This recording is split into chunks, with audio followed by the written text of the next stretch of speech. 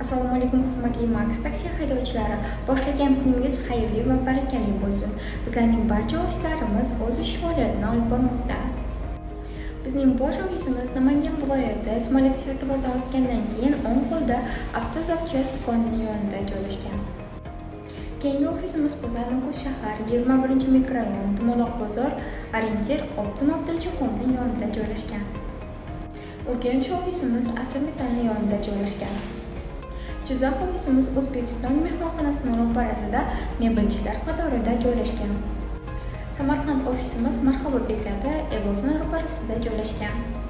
Toshkentdagi ofisimiz bo'lsa Chilonzor tumani Ibr zapravkasining yonida joylashgan.